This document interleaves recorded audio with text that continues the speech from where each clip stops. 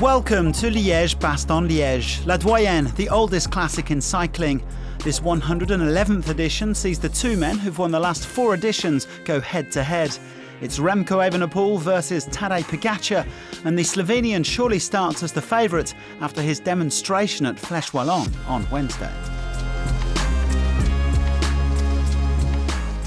It's a big monument, long race, hard race, so yeah, it all depends on the legs. So we'll see. We hope for great legs from all the 7 riders in the team, then we can make a nice race for us. The last 3 editions have been won solo, with Evenepoel soaring away on the Côte de la Redoute in 2022 and 23. Nowadays racing, when big moves go, you have to be in. You should be awake from when the final starts, and then just trust in my own legs, power and confidence. Have confidence for the final. Plenty of riders will be trying to spoil Pogačar and Evenepoel's party, although that's easier said than done. Tom Pidcock finished 3rd on the Mur de Huy in midweek, and he says it's important for the outsiders to keep believing in their chances.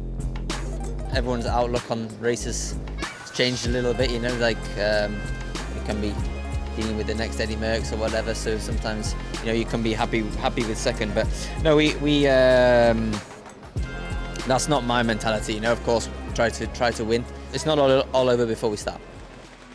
175 riders setting off, including 4 former winners: Pogačar, Evenepoel, Bob Jungels and Jakob Fuglsang.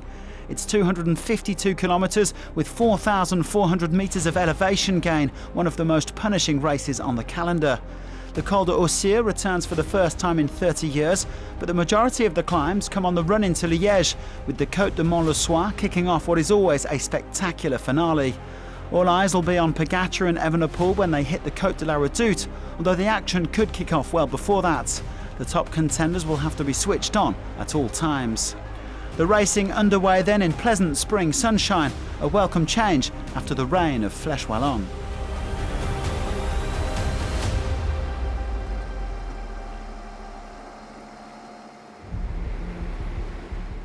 Twelve riders got into the day's breakaway, including Mathis Lebert and Johan Mains, who already went up the road here 2 years ago.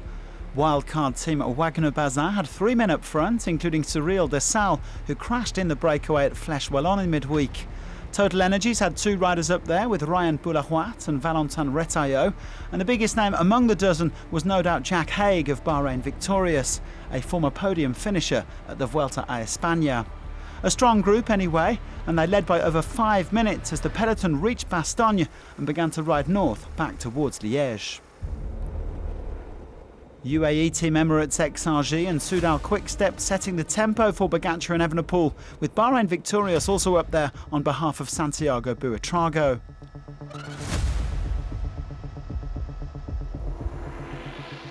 Well, things were pretty settled until the Col de Haussire, where the Ineos Grenadiers decided to shake things up by sending 2 riders up the road.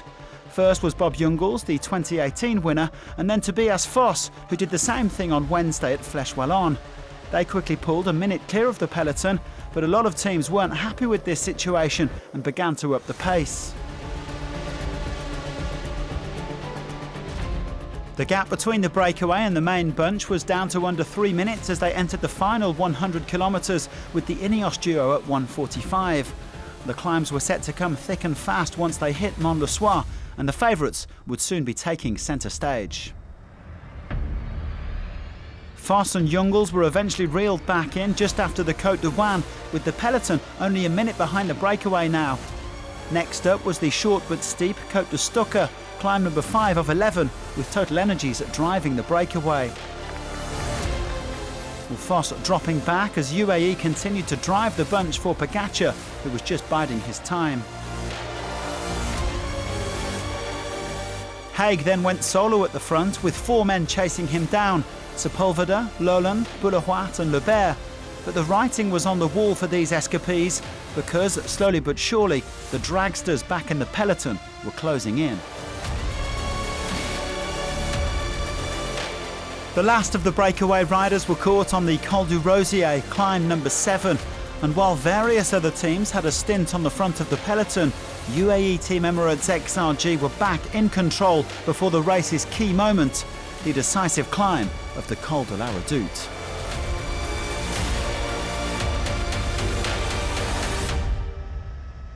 Et le peloton à l'approche de la redoute, direct 204, peloton toujours courbé.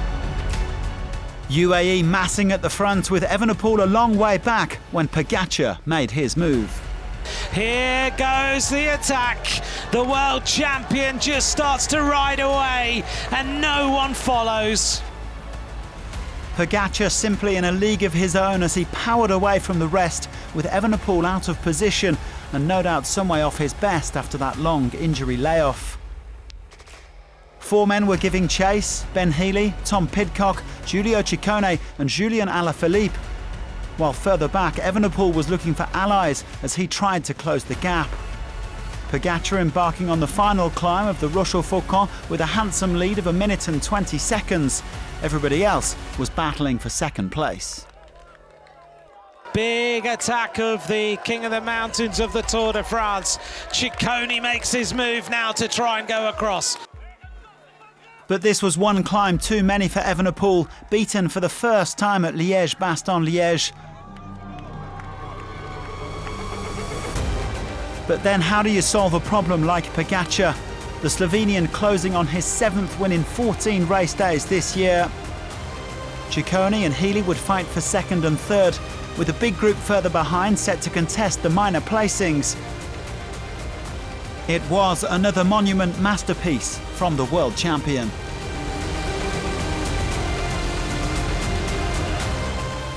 This rider attacked with 34.6 kilometres to go. It wasn't really an attack, he just literally rode away. The high fives of the crowd now for the world champion, because this year in all 4 monuments he's been on the podium and now he wins 3 Liège-Bastogne-Liège. Ciccone out-sprinting Healy for second place, while Simone Velasco was the best of the rest, the Italian 4th ahead of Thibaut Nace.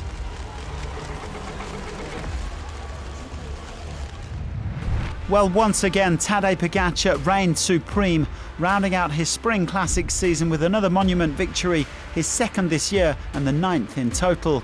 The Slovenian's shown he can win any race on the calendar, and he's no doubt circled Milan-San Remo and Paris-Roubaix in 2026, though there are several others to win between now and then.